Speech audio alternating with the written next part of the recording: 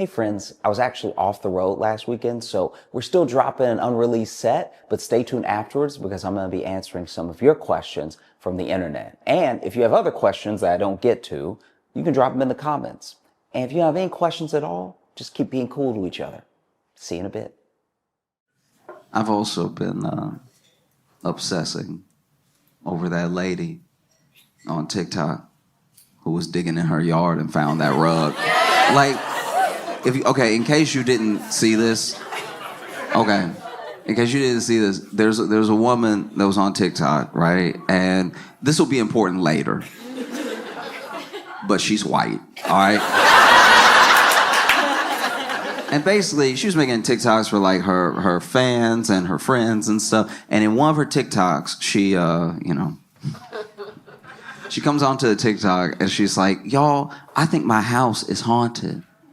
Okay? And then she starts giving her reason, and she does a little tour of her office where all these things are moved that aren't supposed to be moved. She's like, I'm the only one that comes in here, and this is here, and it's usually up here, and then this is moved over here. And then when I opened my laptop, the laptop was like cracked from the inside. Like and you could see it. It was like corrupt, like it looked like ink had been spilled. It was so shattered on the inside, right? And she was like, I don't know. I think I have a ghost. And in my head, I'm watching this, and I'm just sort of pulling from life experience. I'm just kind of like, you ain't ever been robbed before? Like,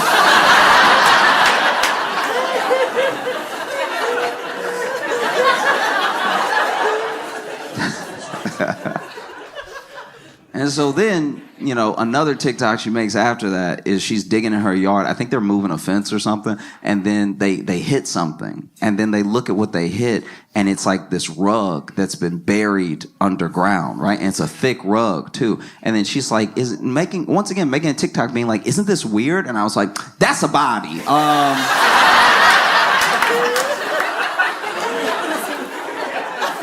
That's clearly a body, okay? And then this is the thing. When it comes to every person has different speeds that they operate at, right? You catch them on one day, they might react to you a certain way, another day a certain way. But some people do have like defaults, right? So one thing that's happened in the last like 4 years especially is that anytime a white woman's talking, we jump to Karen pretty quick, right? Like, there's Karens out there, but then sometimes someone will just have a menu and be like, does this one have gluten? And we're like, Karen! Like, that's... It's appropriate when it's appropriate, it's not appropriate when it's not appropriate, right? But for everything, there is its opposite, okay?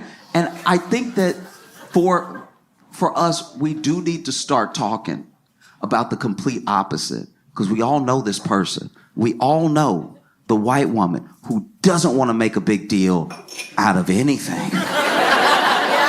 We've all met this person. She could literally be on fire. And she's like, y'all, I'm just warm. Like, no. You are in danger, Bethany. Let us help you.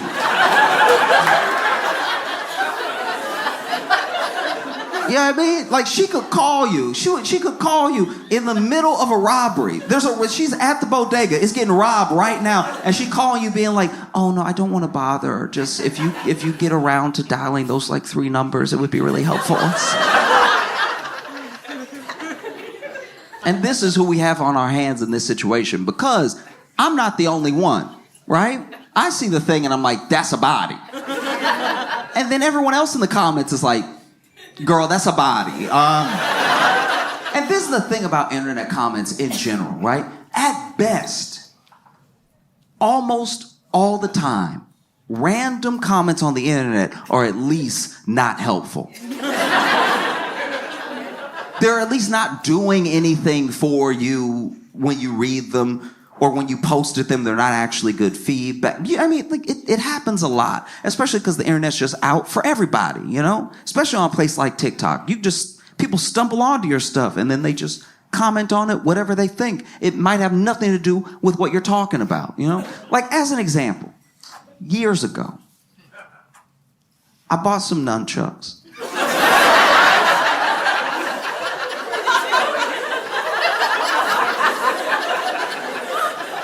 And I was watching a tutorial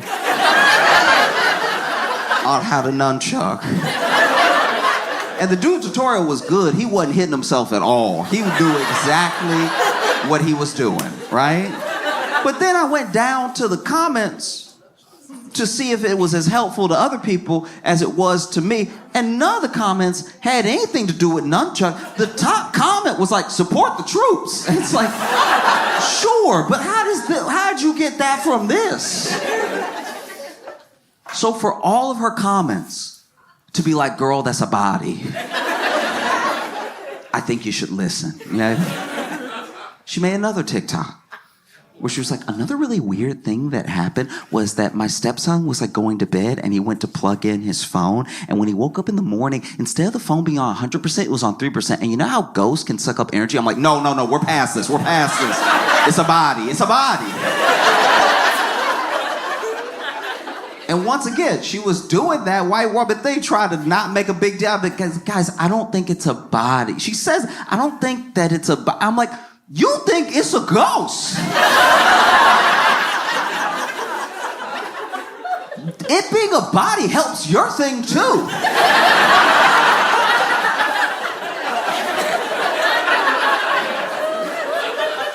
Every ghost used to have a body. Why are you acting like we're the dumb ones?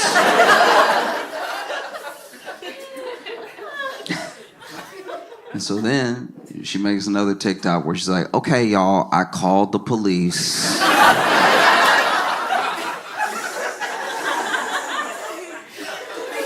And it's funny because she describes like calling the police and stuff. And when she called the police and told them the situation, I was digging in my yard and I was trying to move this fence. I hit the rug, whatever, and the rug's very thick. We can't just, because that's the other thing. She can't just pull it up. It's so heavy that it's like, it's down there. She would have to dig more to even expose more rug to even try to pull it up. And she tells the police that, and the police are like, that sounds like a body.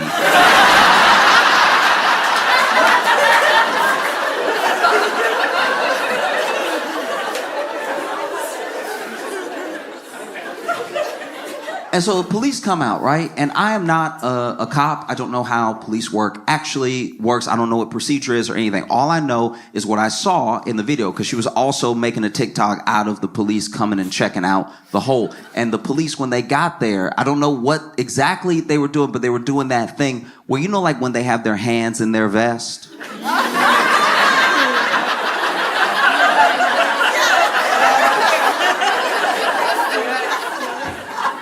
So there was one cop that walked up and he was like,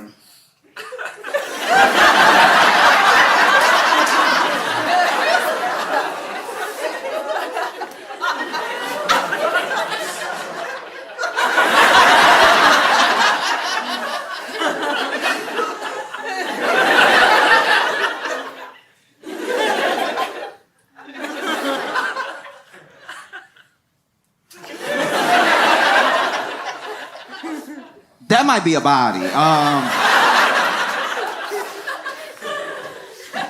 So police look it over, because cops came twice, right? Police look it over. Then part is fuzzy. I don't know what actually happened linking these two things. I don't know if the police said this to her before they left or if they called later and told her this, but basically they were like, look, it's a hole. I get that you're invested and that it's the rug, but we don't have the resources to just like do some big dig in your backyard for a case that's like not an open case or anything. There's not like some missing person or something. So we just, if you want to dig,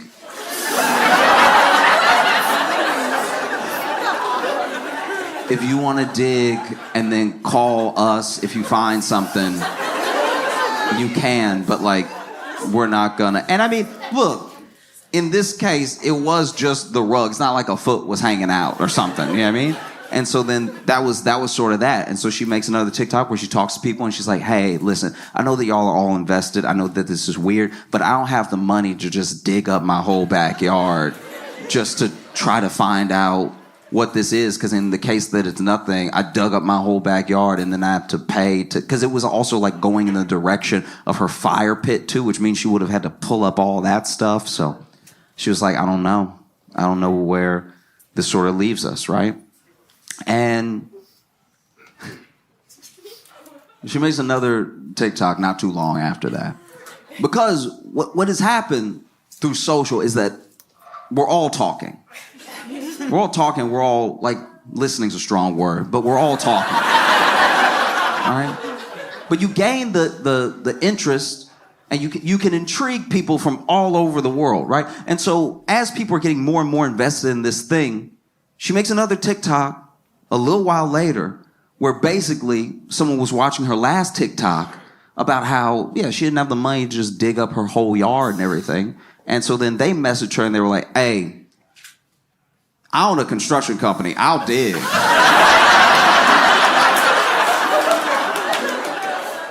I will not be left on a cliffhanger, all right? Digging is what I do.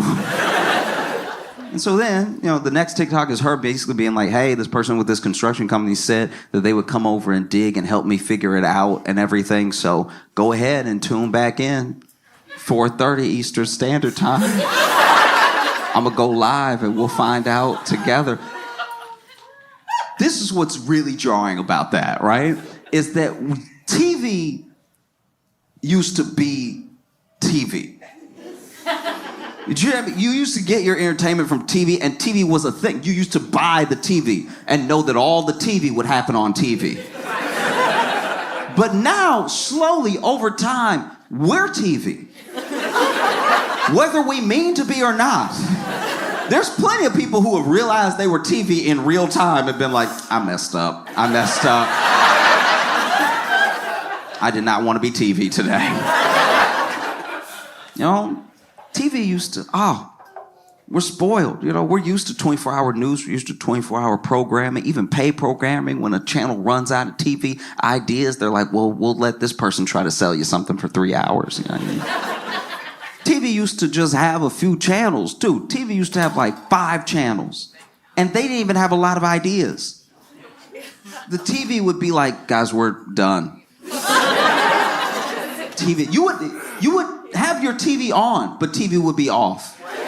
Because they just didn't have any more programs. They were like, you know what it is. We'll see you at 3 o'clock tomorrow. Go to bed. What are you doing up?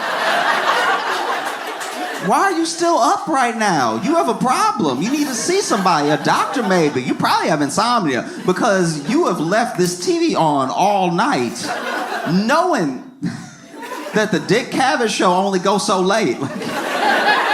And I didn't know about any of this. My grandpa was telling me, you know what I mean? But like, he was like, yeah, you used to, that used to be how you knew you had a sleeping problem. And now, she's opened herself up to the fact that, like, this incident has made her TV. She even said, tune in at 4:30 Eastern Standard Time. I was like, you have commercials too? Damn. And then soon after that, she makes another TikTok where she's like, okay, all right. So I got a call, construction company calls, but I got another call from Homicide. And a part of me was like, duh, it's a body. But she's like, I got a call from Homicide that basically they said that they don't know who the last 2 officers were communicating with because it wasn't them. They must have talked to somebody else who told them to tell me what they told me. Homicide heard about the case and they were like, we would very much like to check.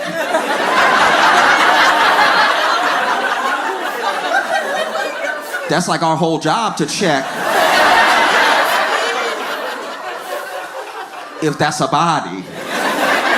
And so we're gonna come tomorrow and they basically tell her, they're like, hey, if we find something, this will turn your house upside down. Are you prepared for that? And she was like, yeah, I want to get to the bottom of this thing. It's been like on my mind and, we're not just curious. It's like, this could potentially be terrifying, And so they're like, okay. And if we don't find anything, then you're free to let the construction company dig and just see, like, get to the bottom of what maybe is dinosaur bones. Who knows, right? So the next day comes, and she says in the TikTok, she's like, look, so still tune in at 4:30 Eastern Standard Time, but I don't know what you're going to be watching. So sure enough, homicide comes, they bring the detectives, they also bring the cadaver dogs, right? And both cadaver dogs signal at the spot in the rug, right? And they even did in different ways, because I don't really know, I don't know much about cadaver dogs. All I know is that the first dog, he seemed a bit junior. Do you know what I mean? That first dog was just a little too happy-go-lucky. You know what I mean? Like he really showed up and was like, oh, what a beautiful day. It's wonderful just be in a yard and be able to run around, stretch your legs, and hang out with your friends and stuff. Oh!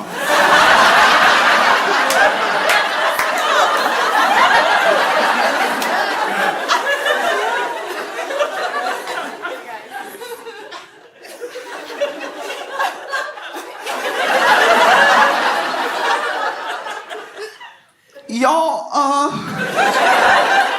this is just my opinion. I think that's a body.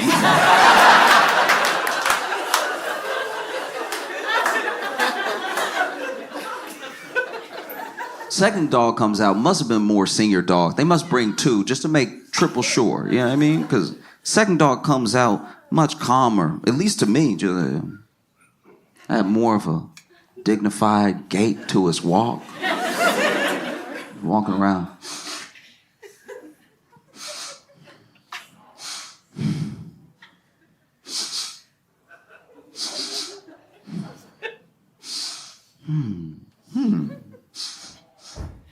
Yep, that's a body. Ooh, y'all, come get me. That's a body. And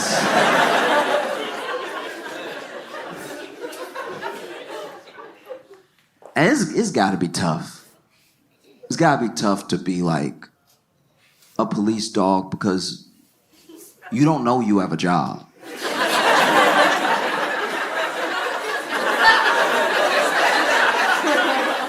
Think about a police dog, just a dog.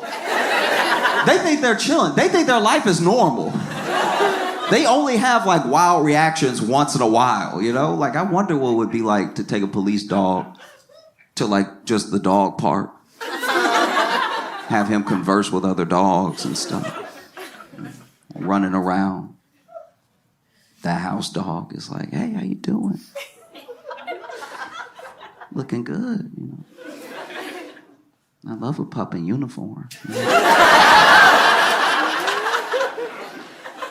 Oh, this? Oh, yeah. I wear it all the time. That was, you know, you come to this park often? Oh, yeah, every day. Every day, me and my pal come here, and then, you know, he lets me run around, and then we walk home, and then he feeds me treats, and I take a nap, and the police dog's like, nap? What's that? Oh, you know, when you just get tired and you fall asleep whenever you want. And it's like, okay, must be nice. You know, you said your owner gives you treats. What kind of treats? House dog's like, oh, all the treats. It's incredible. I get like the beef treats and the chicken treats. I go crazy for the tuna treats. I try to play it cool, but I can't. They're too good. You know, sometimes I'll play hard to get, but then I'm a sucker for the tuna treats. Do you get treats? And police dog's like, yeah, I get treats all the time. What kind of treats do you get? Police dog's like, mostly cocaine.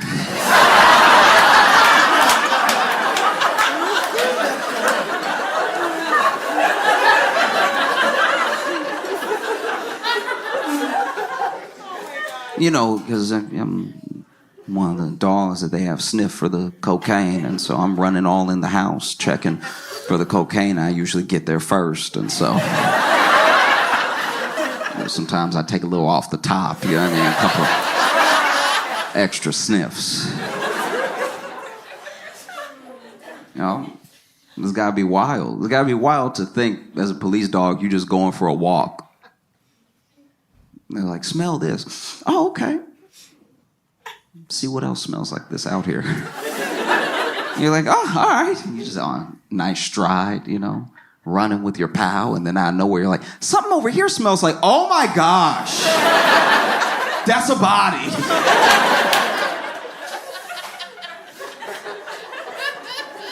So both the cadaver dogs signal, right? And when they signal, she's like, oh my gosh, she's really taken it back. And I think that's also the first time that this becomes like real, because I think, I can't say what was going on in her head, but I can imagine that like at the time you're just kind of going through the motions and having your own little true crime thing. But then when there's really something there and it becomes real, like, oh, this is terrible. This is terrifying. And then the police even come over and they're like, hey, you might want to stop recording.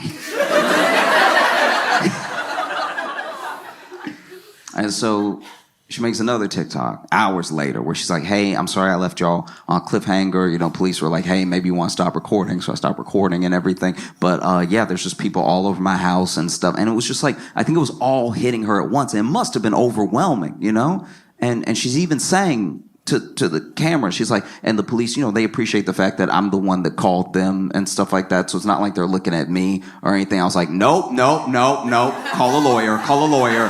Call a lawyer. Call a lawyer. Call a lawyer. Call a lawyer now. Put the phone down and call a lawyer. Don't talk to me. Call a lawyer. I'm not a lawyer. Stop talking to me. Call a lawyer.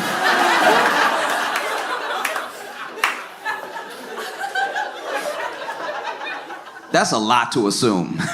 That's a lot to assume. Hey, guys, I just found this body. Like, I have nothing to do with it. And it's got to be tough.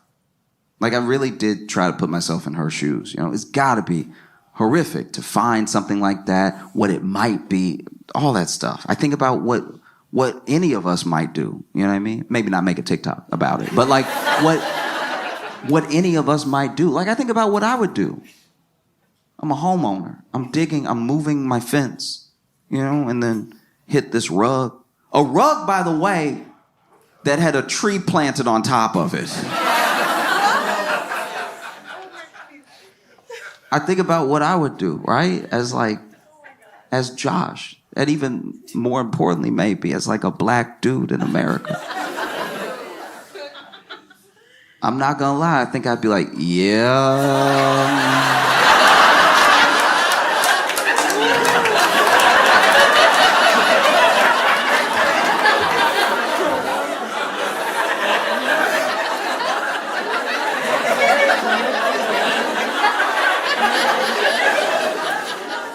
I didn't kill him.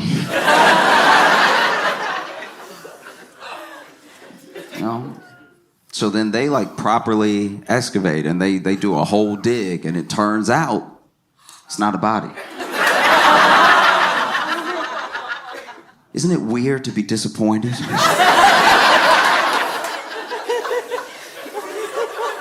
Isn't it kind of weird to be disappointed that somebody is not dead?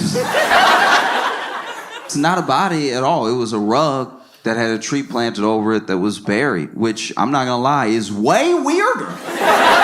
That's so much more jarring now.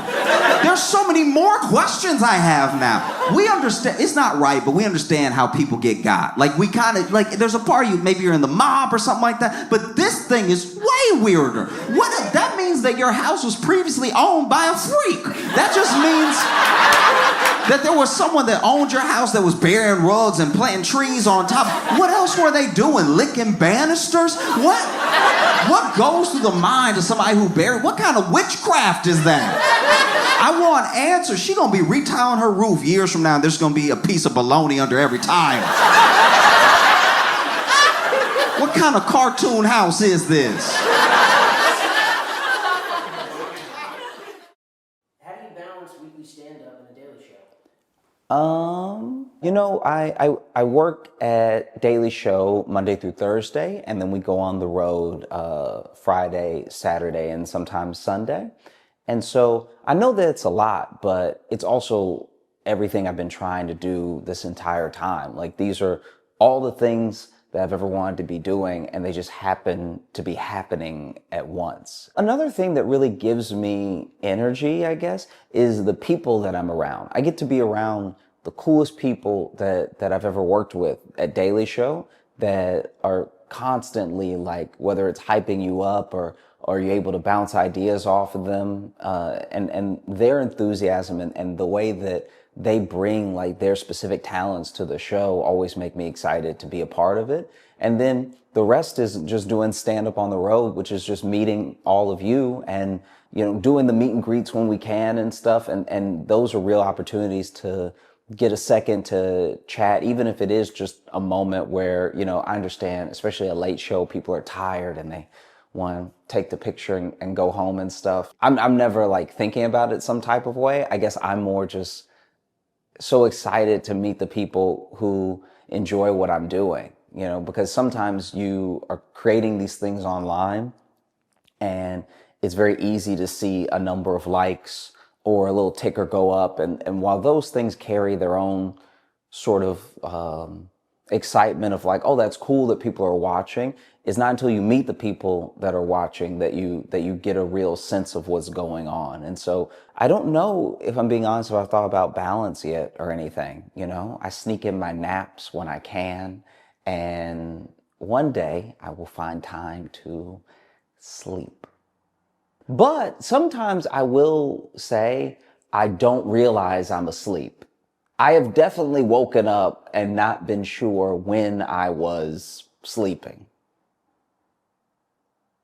So I guess I get enough sleep. How do you take care of your mental health? I think I do lots of stuff. To me, I think you're constantly bombarded all the time with stimulus and with media. And I think that even though most of it is negative, the positive stuff there, whenever you open yourself up to it or whenever you focus on it, is just as overwhelming sometimes. You know, there are a lot of people out there talking about the good things happening in the world. And if you engage with that stuff as much as you engage with like mainstream news and being up to date on the latest horrible thing that's happening in every country, I think you can find the balance that's actually happening. Because it's true, all these things are happening at the same time. And I don't know, I think that centers me sometimes, that like as many bad things as there are that are happening, there are so many instances of us seeing like the good in people and the good in the world and stuff. And so that helps me take care of myself. I have people that I will sometimes message if I'm having a rough time, for any number of reasons, you know, just having those people really help. I think that therapy as well, depending on your version of it and what you found helps you the most, I guess depends on how often you lean on it. And so, yeah, I think therapy, I think engaging in as much positive media as I can. And I think, looking up specifically for news stories where something good is happening help me take care of myself. Why are your tickets $400? They are not. They're not. I cannot say this enough how much they are not. And because of how social works as well, no matter how many times you post that they're not, it may not reach the people who saw the thing. You know what I mean? Like we're all just missing each other because they're not at all. One of the reasons that you might see $400 tickets to my show are resellers. So I am trying to make sure everybody can come to the show. I'm trying to make sure that all the tickets are affordable, right? But if someone buys up a bunch of tickets and then they go to the secondary market and they wait until the show is sold out and then they try to sell it to people who want to come to the show but missed it, they're going to charge whatever they think they can get, right? So while it's $400 in this economy, $400. I am not asking that of anybody. $400 is too much money, okay? I can't sing. Yeah, I mean, like we're not talking about tickets to like somebody who can do backflips or something like that.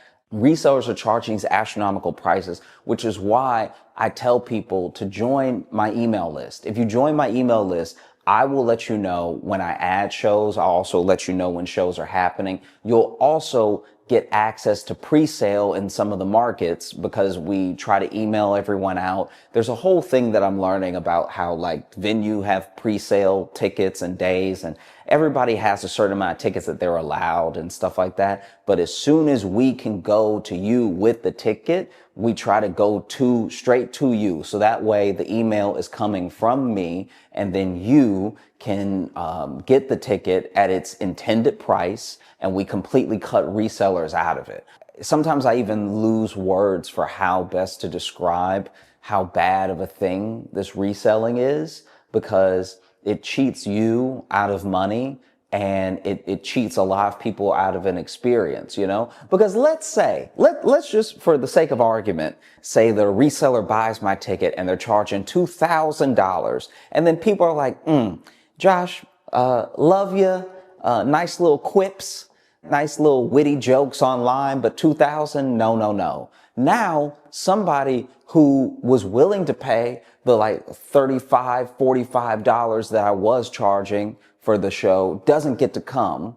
And then this reseller is blocking people from having a good time at the show, you know? So my tickets are not $400. If you see that, you know, not only don't you buy it, but also feel free to warn other people, hey, this thing is not real, you know? So hopefully I've spoken about it well. Hopefully. Where is your hour-long Netflix special? It doesn't exist, but I think maybe it could one day. We'll see. The reason I do stand-up is to connect with the people that I'm doing stand-up for. And that's been happening through social, through YouTube, through like live performance as well. So I feel like the connection is there, and it's getting stronger, and it's growing. And so I don't concern myself as much with like, oh, when are we going to get this thing, or can we get this person on the phone or something? Because to me, all things happen as they're supposed to in the right time. And so if there is a day that comes that I have an hour-long Netflix special, then the day that comes will be the day that it comes out. Until then, I'm having a great time posting and writing as much as I can, and just sort of putting that stuff out there. Can you go deeper into your writing/performing process? Yeah, so I guess I don't know. I could talk about it all day. So I'll try to give like some bullet points. I think when you're writing about anything, in my experience, I think taking the things that you find funny about them and the things that you find interesting about them and believing in them are going to be ways that you connect people to the thing it is that you're talking about. Not everything is interesting, and maybe everything can't be made interesting by a specific person. But I think if there's any like gold that you actually find in something, someone else will connect with that. I think the missing connective tissue sometimes is belief in the thing that you're talking about, and it's in a full understanding of what you're trying to say.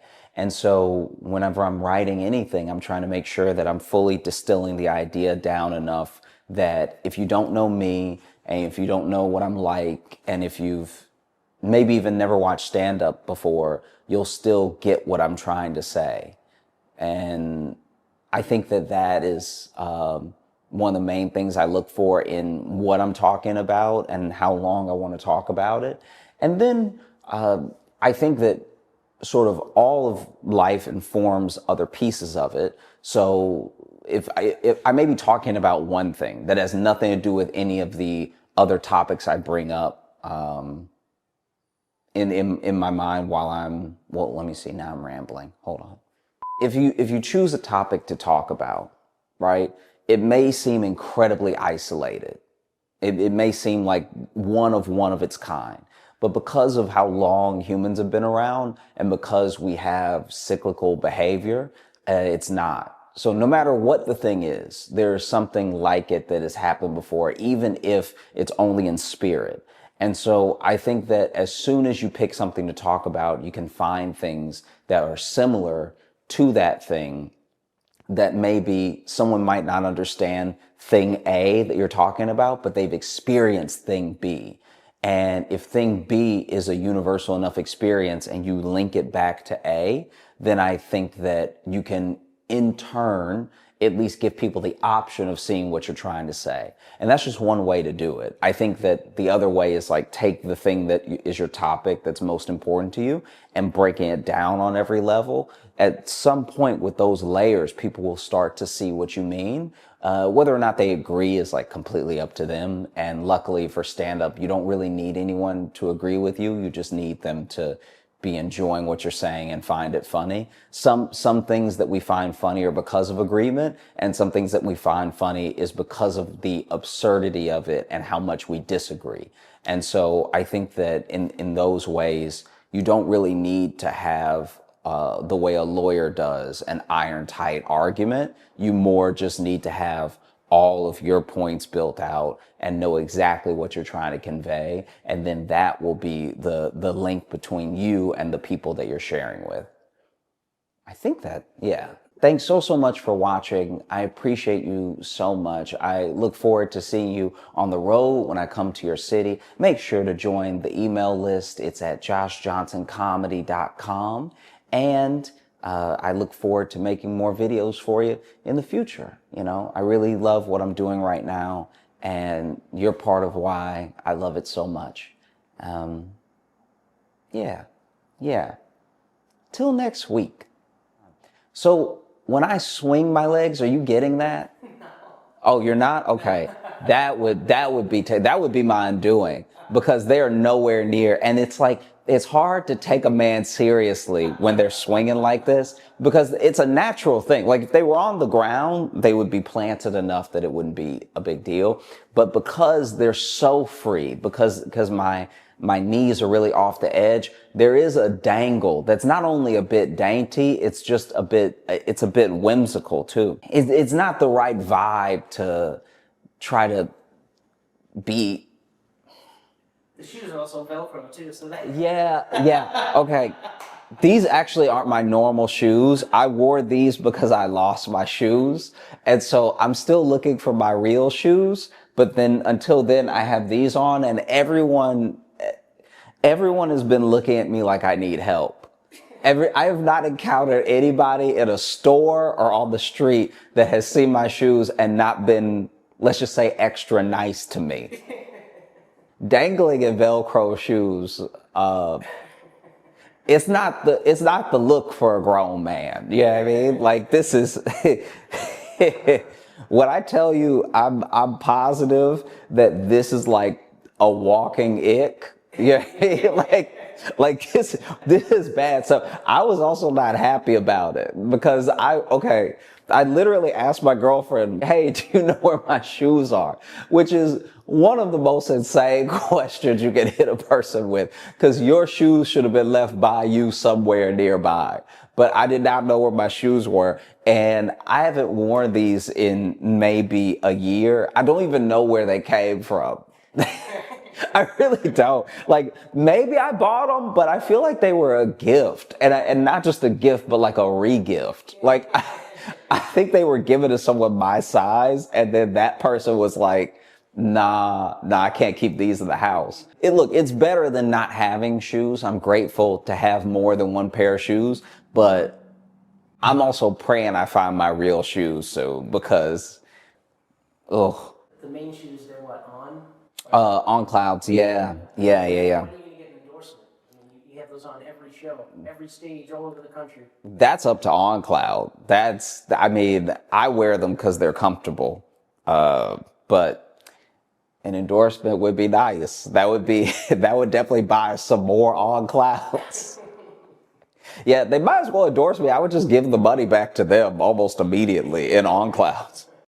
Charleston, please make some noise for Josh Johnson!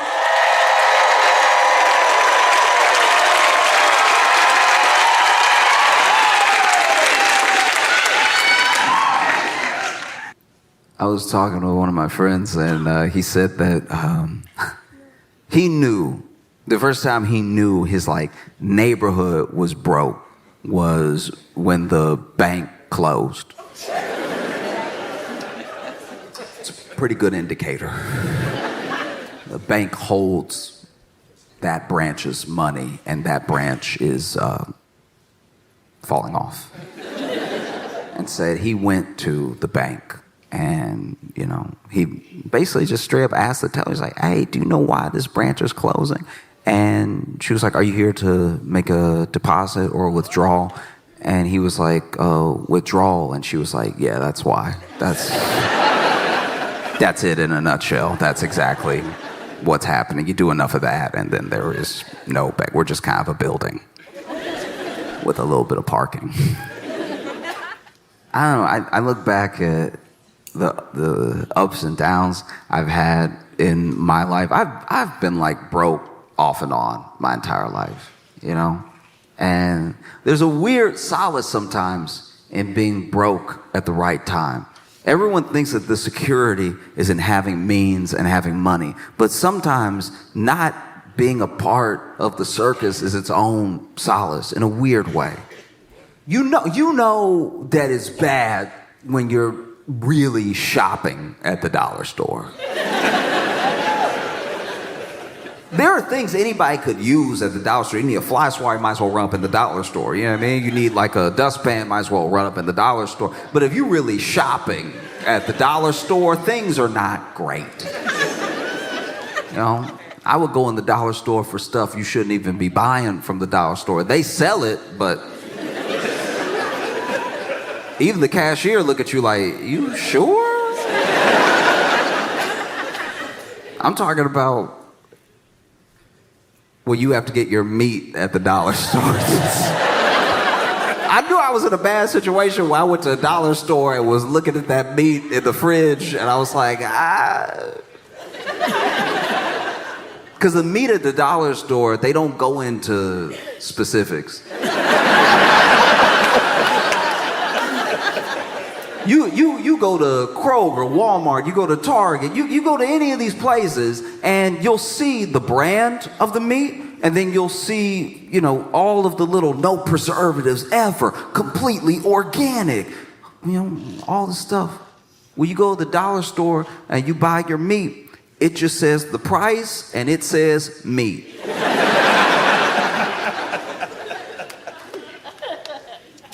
And you're like, maybe if I don't ask any questions, it can be whatever I think it is. Because then, I also got a lot of stuff at the dollar store, even as a kid, that I look back and I'm like, that probably wasn't the best. Like a good example, if you know, when you shop at a dollar store, especially if you ever got toys at the dollar store, that dollar store toys are in a very specific, slightly copyright infringed arena of toy. Like you would have a G.I. Joe, but it doesn't say G.I. Joe. It just says soldier. And you buy the soldier, and it even got the setup like a G.I. Joe, like it stands like a G.I. Joe, but the legs a little too short. So some very long arms. I couldn't tell if the arms were long or the legs were short. And it doesn't have like grip action. It says that on the front, grip action. It just has a hole. They didn't make a hand. They made a hole stub. And then this hole stub is what you go ahead and put the little toy gun through. But then they didn't really measure out the gun versus the hand. And so the gun is not in proportion at all. So it looked like this would blow his arm off if he tried to shoot it. But you bring it home and you're playing with it. And you're like, yeah, soldier, get him. And he's like, I'm gonna get him. Oh, I'm gonna get him. They getting it right now. Trust me. Nah, they getting it. Look. Point me over here. No, it was terrible. It was very bad. It was horrible. You would have those dollar store crayons. That's another one. It's a very specific type of drawing as a kid, because those dollar store crayons, they melt in your hand. So You got to be quick with it. You got some imagination. It needs to come out now. Don't. You got to put those crayons in the fridge. I remember being around some of these Crayola crayon kids being like, your crayon's stale as hell.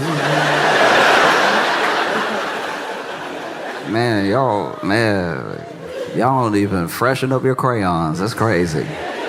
That's why your pictures stink. You know what I mean? My pictures smell like leftovers.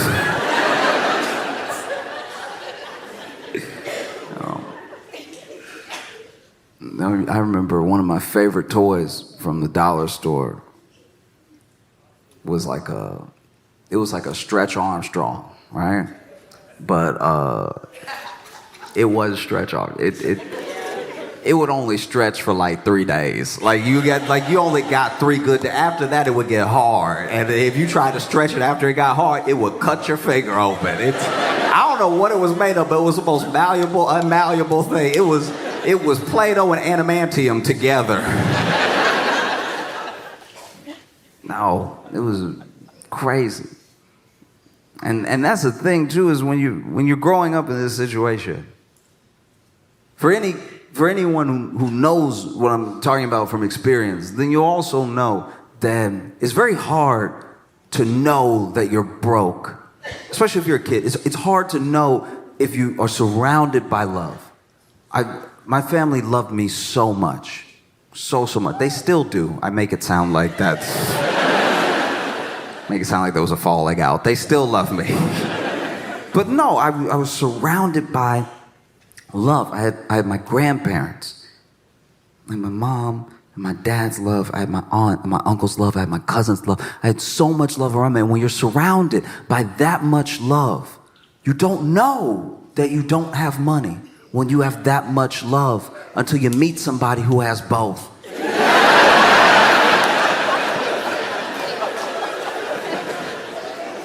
That is a curious experience. Like when you're like, oh, you got both parents and a pool? Okay, I think there can be upgrades to life. I see that now. To me, greed is a paradox because you want everything. Even if you have more than enough, even if you have so much that what you have is starting to hurt you in the long run. You see it with the way that hedge funds cannibalize whole companies. It's like, okay, everybody made some short-term profit, but now this thing that people used to love doesn't exist. You know? Like you take like a Southwest.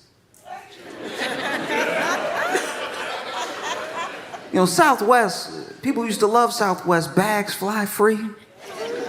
Affordable tickets. You just sit wherever. You don't have to wait for the person. Southwest used to be so fire because then you don't have to wait for the person to get to their seat and you don't have to get up for anybody.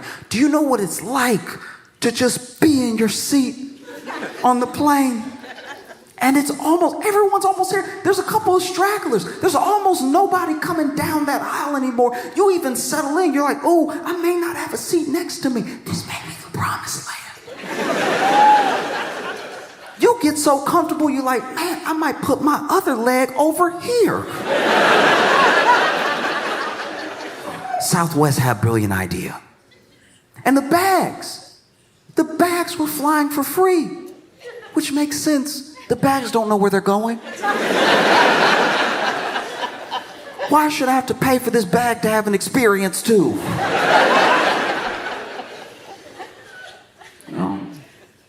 And then greed, and then private equity, and then hedge funds, and then, you know, shareholder meetings, and then dividends. All the things start to creep in, and it's like, maybe we'll stop doing everything that is why everyone likes us. Maybe we'll just be like the other airlines. They make money. But then you actually look at the people who fly Southwest and they were like, oh, y'all aren't nice enough to be like them though. Like your seat doesn't even go back like that. Why would I pay for everything here that I pay for over there? That's crazy. And so then you see people plummet because they're making decisions based on money, but not money that they need, just more money that they might be able to get, you know? And there's only There's only so much that a business can grow. I understand a startup's passion, and that passion makes sense because the company just started. But after a while, it's like, do you really need to own everything? If the answer is yes, it's like, and they don't say it to us. They say it to each other. You ever get a hold of a recording of a closed door meeting and the way they talk about their own customers? You know, that's why greed is like a paradox to me. You're so greedy that then you end up cannibalizing your own company, your own efforts, yourself. You end up hurting yourself. American greed is another paradox because as much as we know that the millionaires and billionaires maybe got their money in a way that's a little nasty, we also kind of want to be them a little bit. Everybody wants their piece, but we know how bad it is.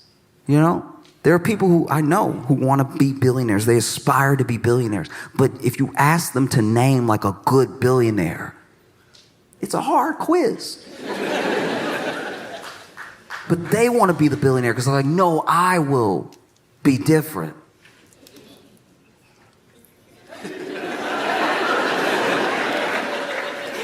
How? You know? That to me is like a drug dealer saying, no, I'm gonna be different.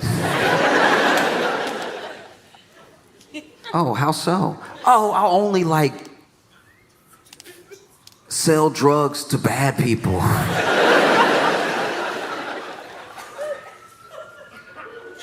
How will you know that they're bad people? You know, word will get around and they'll buy my drugs and I'll be like, that's a bad guy. No, it's not gonna be different just because it's you. That's the trick as well. No, it's different when I do it. It's different when it's me. It's different when it's for me. It's different when it's for my family. Right? So then you hear people talk about recession. That recession is coming, recession is looming. And to be fair, people have said that since the last recession. Every year, I'm not an economist, but every year there's somebody that's like, it's coming. Get ready, batten down the hatches. And so you're in this situation where, you know, people are very worried, and understandably so. Because it's not really about the money. Money is mostly like the conduit. Money's mostly the placeholder. There are people who find money to be a game, and for them, the number is the important thing. How much actual money they can stack and hoard is the real thing. I want to show how rich I am is the real thing. But for almost everybody else, it's about their survival. It's about taking care of yourself. It's about taking care of the people that you love. So when they hear that there's going to be a recession, they're not really thinking like, oh, the number will go down. They're thinking about food. They're thinking about housing. They're thinking about resources. You know, and the only way forward is with other people. We've proven that this thing doesn't work. And by this thing, I'm not just talking about like one specific system. I'm not talking about like capitalism. I'm not talking about anything like that. I'm talking about we've proven that a true rat race does not work. I can't believe the world watched Squid Game and was like, yeah, I think I could win the pot. The pot is the problem. You know? And then I think the other problem is that if you are pitted against people, if you're pitted against the other 330 so million Americans, then yeah, the odds look insurmountable. But when you see how many people are actually in your situation, and you see how many millions of people are just like you, and you put yourself on the same side as them, all of a sudden, all of the weight, it gets a little bit easier. You know, there are people around the world that will never have access to the things that we have access to that make it work. And so sometimes we stress, oh, how am I going to make it work? And it's like the number one way is through community. Your future is your neighbor. There's no other way forward. And I know that can be scary. That's an idea where you have to lay down so much trust at the feet of people that you don't know. That's very scary because I've had good neighbors and I've had bad neighbors. I've had very bad neighbors. I had a neighbor who stole my trash can. It's the trash can. You could just put your trash in there too. Stole my trash can and lived next to me like I'm not gonna notice my trash can. And he was big too, and I'm pretty sure he sold drugs, so I wasn't gonna take my trash can back, but I was like, I will put my trash in my trash can over here though.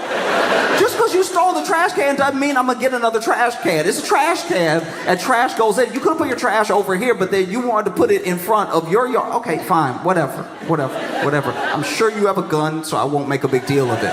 But I've had bad neighbors, and I've also had incredibly kind, incredibly sweet neighbors. I had neighbors that made any transition period I've been having in my life easier. I remember when I moved to Chicago and I was living in my first apartment, I had a neighbor that knocked on my door. I had been living there for like 2 days, and I didn't have stuff. I'm like this broke kid who just moved to Chicago with like 2 suitcases of like clothes and a couple of other things. And so knocks on my door and it's like, hey, this older guy. And he's like, hey, I saw that you moved in. If you need anything or you have any questions about the building, just hit me up. I live right there. And I'm thinking he's like the building manager or something. So I'm like, oh yeah, what's your name? And we get to talking a little bit. And as we're talking, I realize he doesn't work for the building at all. This dude is literally just checking on me for the sake of checking on me. And he's like, if you need anything, because I saw, you were having a little trouble, I couldn't have caught up to you, but I was going to help you up and everything. And I was like, oh, thank you, man. And we didn't see each other often. And I remember the day that I moved out because I ran into him again. I ran into him and his wife.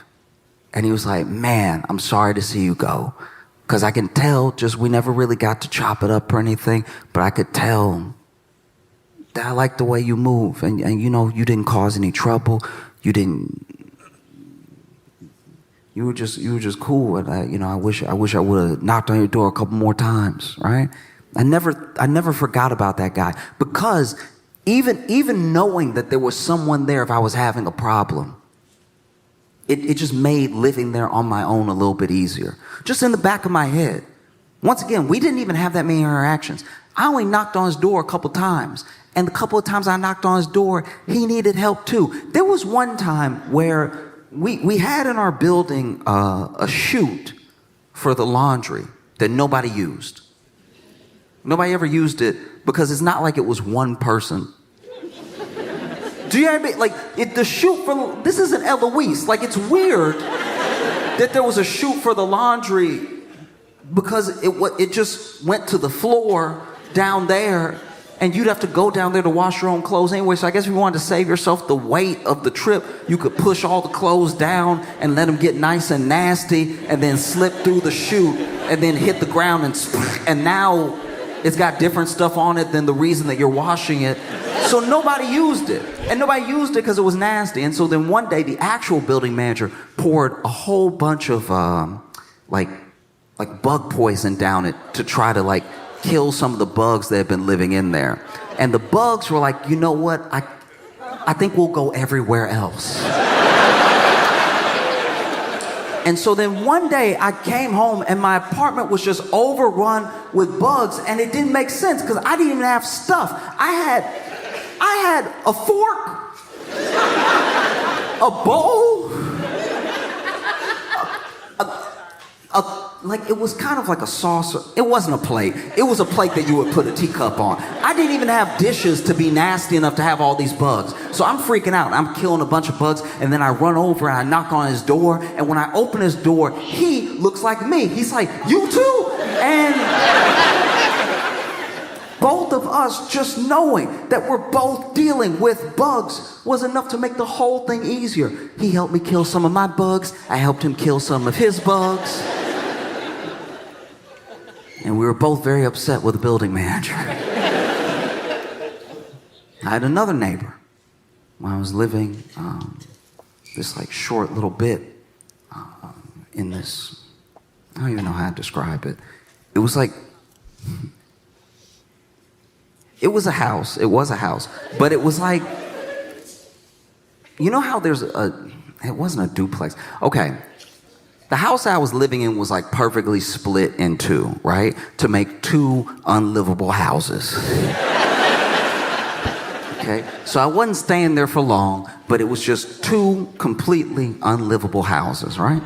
And I had a neighbor that lived next to me where I moved in, and once again, this older lady, so sweet as could be, knocks on my door, and it's like, hey, I saw that you just moved in. She had baked something, like old school, like out of the movies. She had baked something. She was like, I made you a little something, some muffins. I know moving is hard. I know sometimes you don't have anything to eat right after you move, so this is for you, right?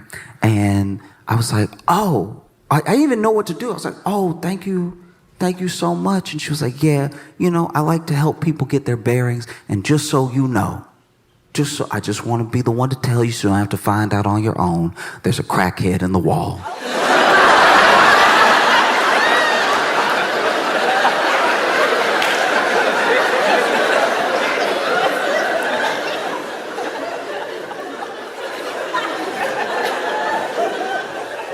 And when you get that type of warning, it does make you look at the muffins twice. One has nothing to do with the other. But I was still like, oh. And she was like, yeah, we thought it was a bird for a long time. And then he started talking.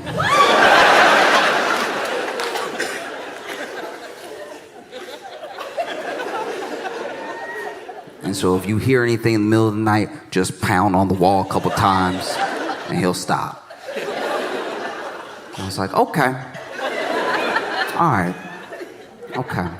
And I closed the door and I sat in silence for the rest of the night. Waiting to hear a noise that would never come. It wasn't until like months later I heard some scratching in the wall, and I was like, how does somebody just live with it? And so I knocked on her door, and she came to the door. She was like, you hear him too. And I was like, look, I know you lived here longer than me, but in case it is a bird, maybe we should call animal control. Just throwing it out there, right? And she's like, you can do what you want.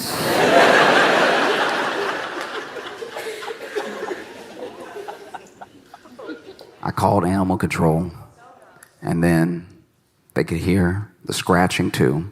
And then they went ahead and went on the roof, and they said that they found a slight hole in the roof, and turns out it was a bird. It had been a bird the entire time, and I'm pretty sure it was a bird when she heard it, but maybe she just had the TV on. Maybe she was like, he's talking.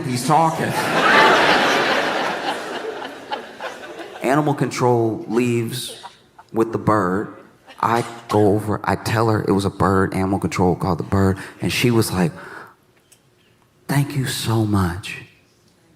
Seriously, thank you so much. That has been happening for like 8 months, off and on, and I was positive it was a crackhead.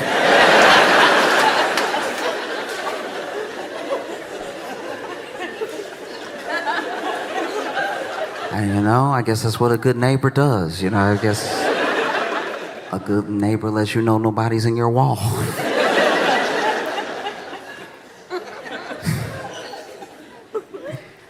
Because I think fundamentally the toughest thing people are facing right now is like a true way forward where they can trust other people to help them and take care of them.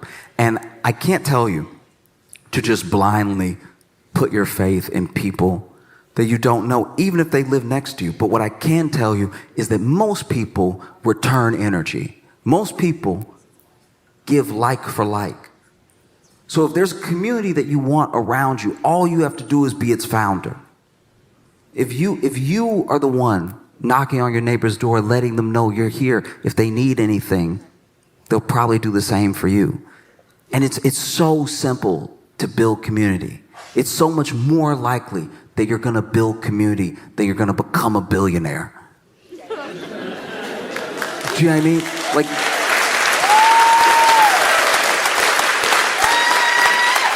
both things are incredibly hard to do. They take a lot of hard work and everything, and one of them means everyone will hate you. You know, because when you're broke as well, the thing that happens, I think, the most often is that we have a real misunderstanding of each other. Rich people, the rich people that I've met in my life, no rich person I know feels rich. They feel comfortable. Now, they'll do whatever it takes to maintain their level of comfort, but they don't feel rich. They're like, no, I'm just comfortable. I'm just chilling. And you show them how much they make, and they're like, yeah, I got to maintain, you know, I got kids, and then you show them how much the rest of the world makes, and they're like, ooh. Okay, maybe we don't tell anybody how much I make. And the same thing, when you're broke, there's a genuine misunderstanding around the decisions that people make when they're poor, around the way that people think, because there's not the possibility of thinking past tomorrow, because you're not even sure you're going to get there. Do you know what I mean? When you really don't have means, when you really don't have money, you come off wild sometimes because all your requests are strange, because you're just trying to piece things together just so you can make it to the next day. You know? Like, a good example is I used to work at a grocery store, and one time in the break room, we're eating our lunch, and this one dude opened his lunch and then just said out loud to everybody, hey, I made a hamburger at home, but oof, does anybody have a top bun?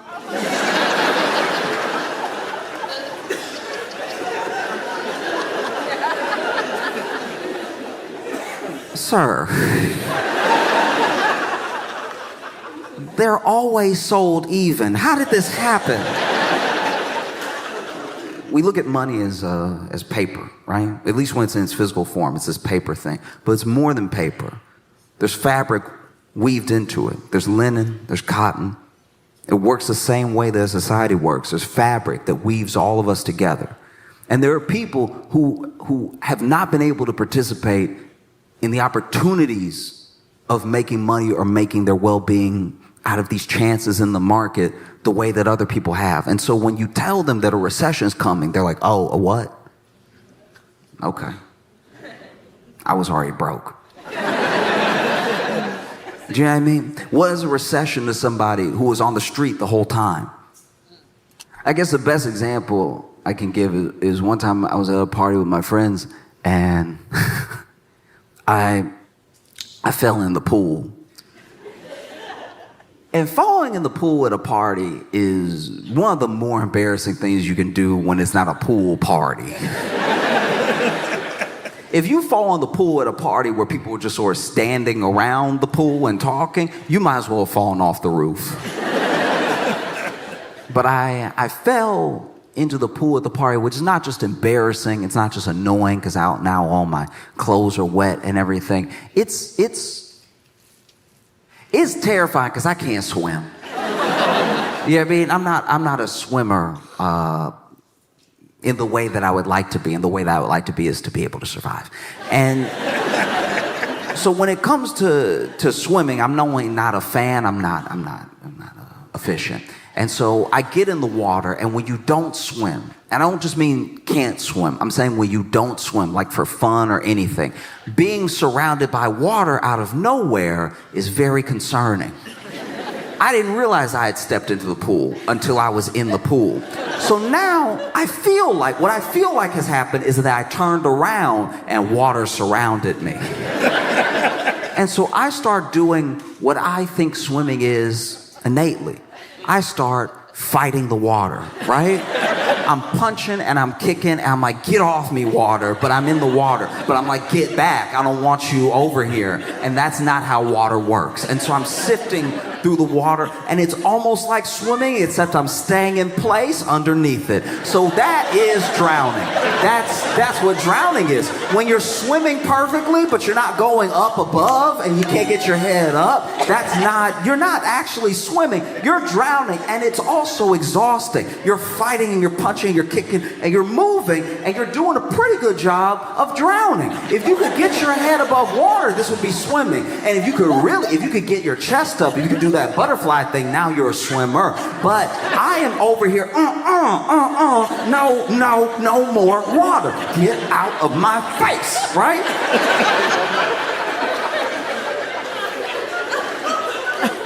So then it takes someone pulling me out of the water for me not to actually drown. And not right after, not soon enough after, but pretty soon after, we leave the party. And not as soon as you would like if you almost drowned. You know what I mean? Like and it's tough too, because like the dude saved you as your ride. So now he's doing you two favors, you know?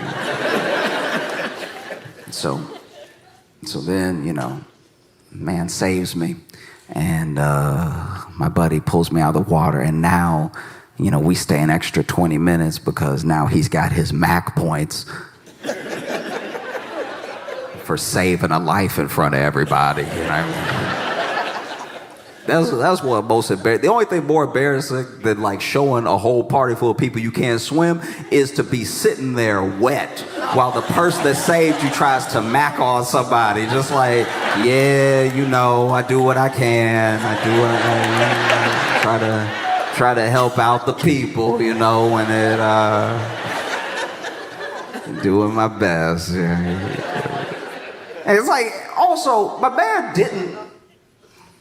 Look, I'm not necessarily trying to give notes on being saved, but like, my man did jump in the pool and grab me and lift me up and swim me to the shore of the edge of the pool, right?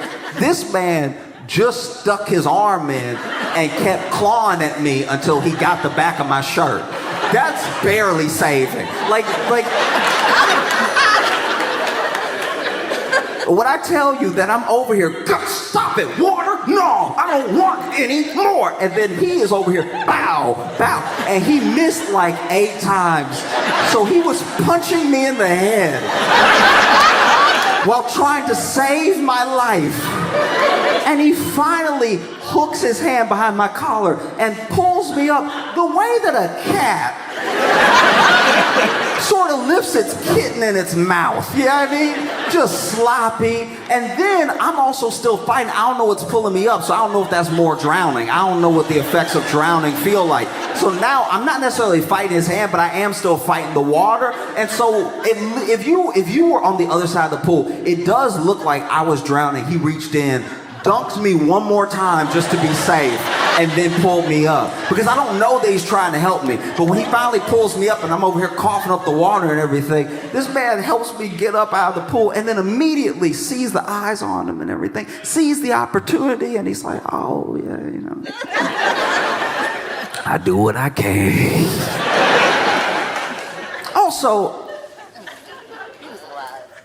I know he saved my life and everything, but also the fact that he didn't need to roll his sleeves up like that. Like that was even more just worth like, oh yeah, you know, I tried.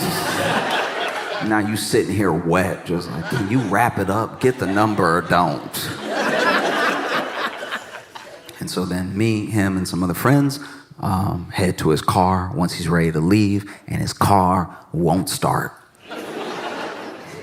Waited for nothing.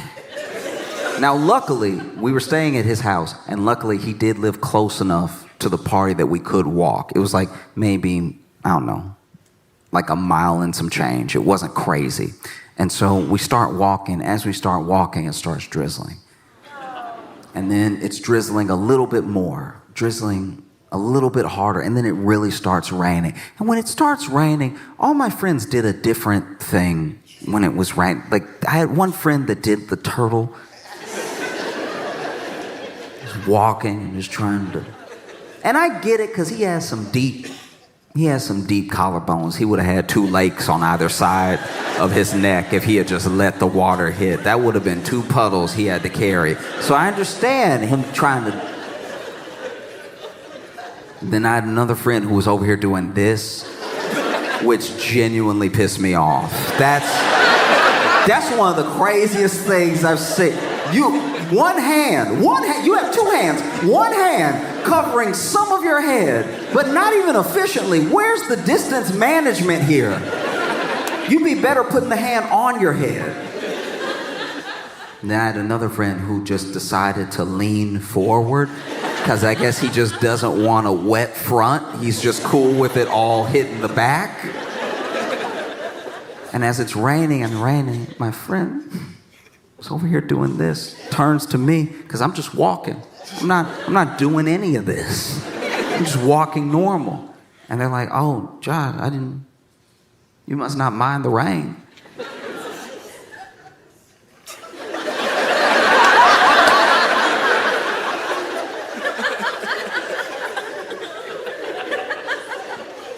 And I was like, I almost drowned 20 minutes ago. And that's what it's like when you're broke. You're almost drowning all the time. So when people try to scare you with talks of a recession, you're like, why would I? What? You're doing this. I'm already wet. And the way to ensure that you're going to be okay, the way to ensure that your family is going to be okay, is by creating chains, by linking up together with other people, with other families. Because the way forward, your future, I guarantee you, it's not in the market. There's a belief that, like, if I can just get enough ahead, maybe I'll pull some other people with me. And that sort of thinking is the reason that we as the people can be taken advantage of so easily when it comes to money. It's like, I can get you a little bit ahead. Oh, I'd like to be a little bit ahead, right? But the way forward, your future, I promise you it's in your neighbor. I promise you, there's no one that's going to take care of you like the people that are actually next to you. And it's kind of daunting to me. It does freak me out a little bit that there are so many people, every election, every year, no matter who's president, that expect the person in office to make them rich. Don't you know this is America? Do you know what I mean? Like, that's just not how it works. It's not how it's ever worked. You may like the person in office, you may not, but I guarantee you they're not gonna make you rich. That's not how anything works. And don't get me wrong, I've had dreams before.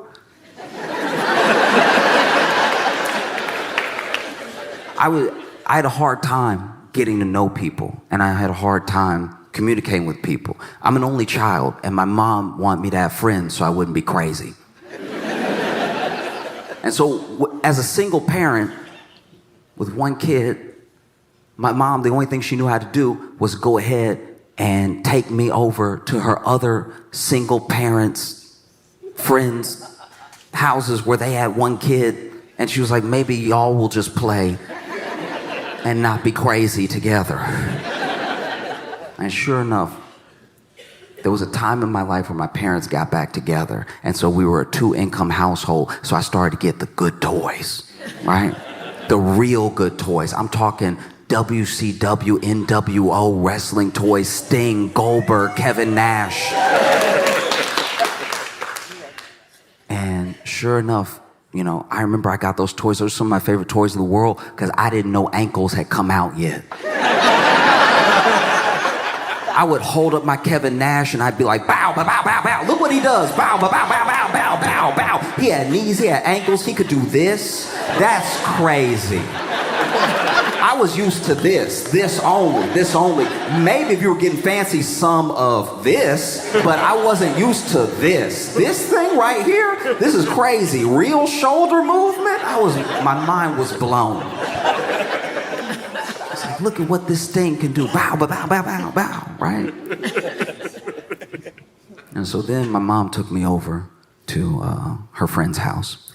and her friend had a kid, and I went ahead and brought over 2 of my toys. I brought my Kevin Nash and I brought my Sting because I'm trying to make a good impression. And so we're talking, they're talking, and finally we go to his room to play, and my mom leaves to go run some errands or something. And I quickly realized after my mom left that he was crazy. He was genuinely crazy because all of his toys, every single one of his toys, didn't have a face. None of his toys had faces. I don't know if he was chewing them or if he was burning them, but they were gone. And so he looked at my Sting toy and he was like, "Oh, we have the same one." And I was like, "I don't see how that's possible."